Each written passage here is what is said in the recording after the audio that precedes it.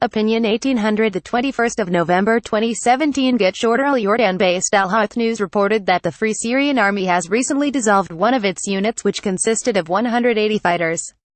Hussam Shueib, a Syrian expert in militant groups, opined to Sputnik that it was done at the behest of the U.S. and explained why. The Free Syrian Army FSA has recently dissolved one of its units, which was fighting near the Syrian city of Tanf, AlHadath news reported, citing its military sources in the FSA. The information was also confirmed by the websites of some Syrian military groups which cited one of the fighters of the dissolved units as saying that 180 militants have been dismissed and paid $2,000 each. Copyright Reuters. Allah al-Fakir. Free Syrian Army fighters ride on the back of a pickup truck near the Syrian-Jordanian border crossing in Daraa, Syria, October 23, 2017. Hussam Shueib, a Syrian expert in militant groups, has commented to Sputnik Arabic on the move, suggesting that it was done on the order of the U.S., which is experiencing disappointment over the failure of the FSA support campaign. We now see that Daesh, ISIS and other similar armed units are being defeated on all the fronts while the Syrian government army is steadily advancing. The U.S. now needs a new tool for its military operations, he told Sputnik.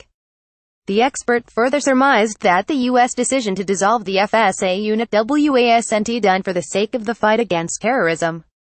What the U.S. is intended to do, however, is to unleash a new spiral of tension aimed at undermining peace talks in Geneva and Astana and at disrupting the First Congress of Syrian Peoples which is being held in Russia's Black Sea resort of Sochi. Read more. Syrian Kurds refuse to reveal number of U.S. bases, volume of supplied U.S. arms. Washington is now supporting the Syrian Democratic Forces SDF as it is almost its last ally in the north of Syria. First, they have close connections with the Kurds.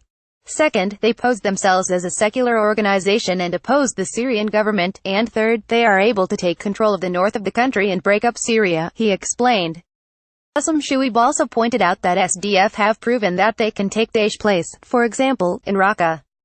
Therefore, the U.S. is not creating a positive image of SDF through its mass media, claiming that it is quite a numerous force which has genuine representatives of the Syrian peoples in its ranks. The SDF, however, are not being welcomed either by Syrians or by the Syrian Kurds.